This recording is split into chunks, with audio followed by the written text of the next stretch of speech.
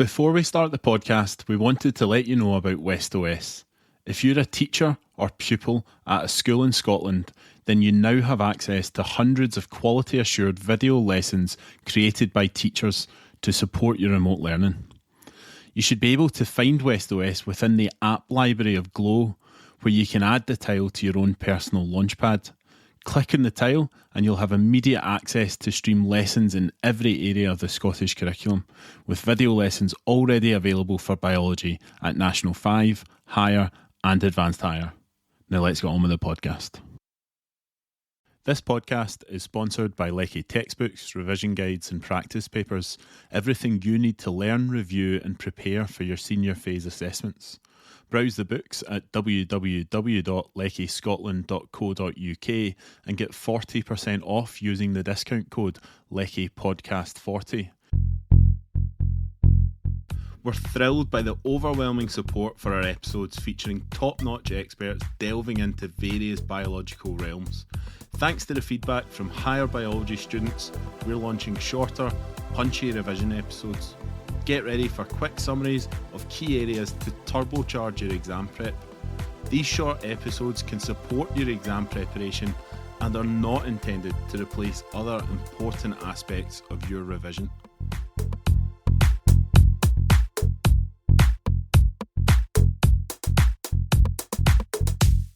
In National 5, we learned that aerobic respiration is how cells break down glucose in the presence of oxygen to produce ATP.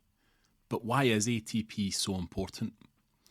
ATP, which stands for adenosine triphosphate, is the high energy molecule that acts as a link between energy releasing or catabolic and energy consuming anabolic reactions.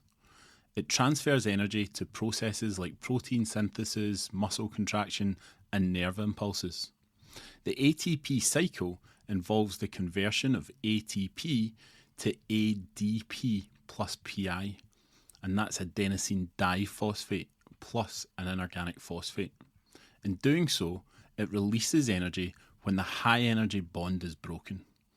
ATP is the high energy state, while ADP plus PI represents the low energy state.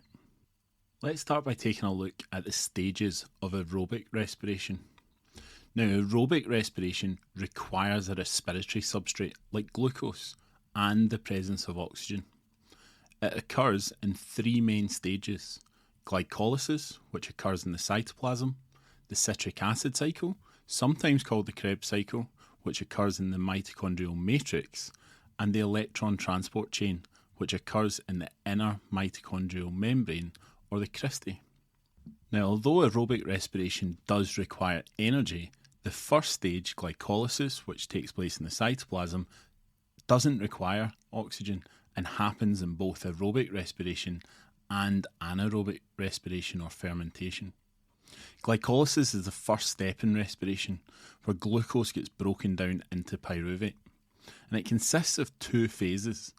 The first is an energy investment phase, where ATP is used to phosphorylate glucose in intermediates.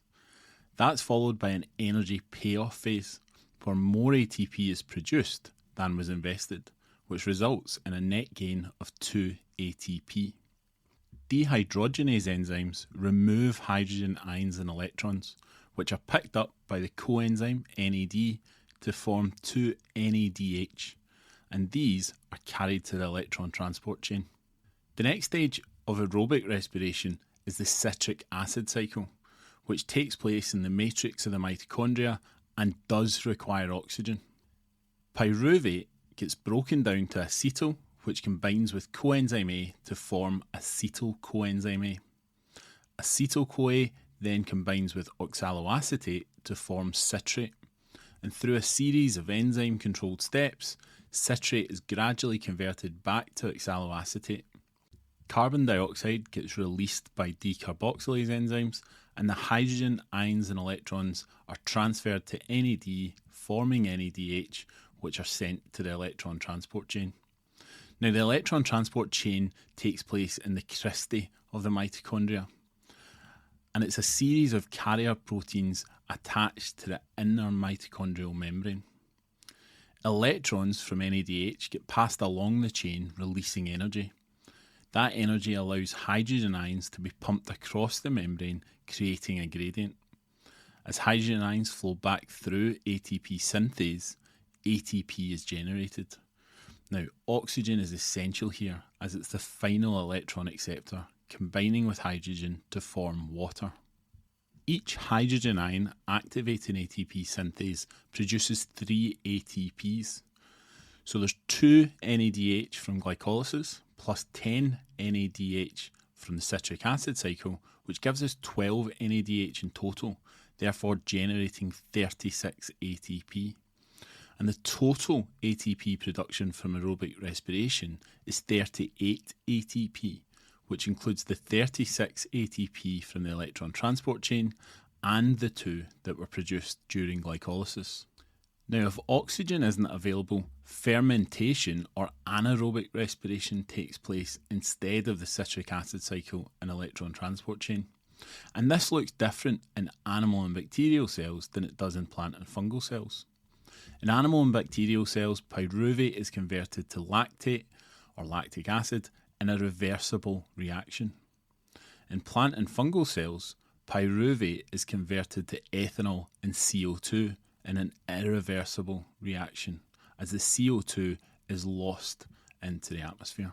Fermentation is much less efficient than aerobic respiration, producing only the 2 ATP from the first stage glycolysis, which remember is the same in both aerobic and anaerobic respiration as it does not require oxygen, when we compare it to the full 38 ATP from aerobic respiration. So in summary, aerobic respiration produces ATP efficiently and requires oxygen. Fermentation occurs when oxygen is absent, but it produces far less ATP. ATP is the energy currency of cells, fueling all cellular processes. So no ATP, no life.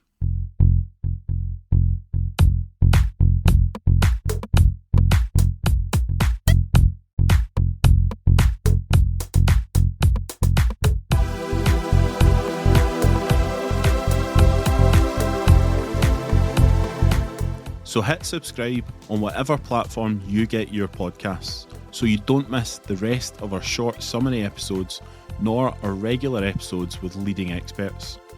And remember, this quick summary is intended as just one element of your broader revision plan.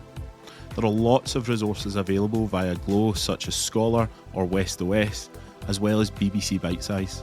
Or why not check out one of Lecky's great revision books and use the code LeckyPodcast40 to get 40% off on their website www.leckyscotland.co.uk.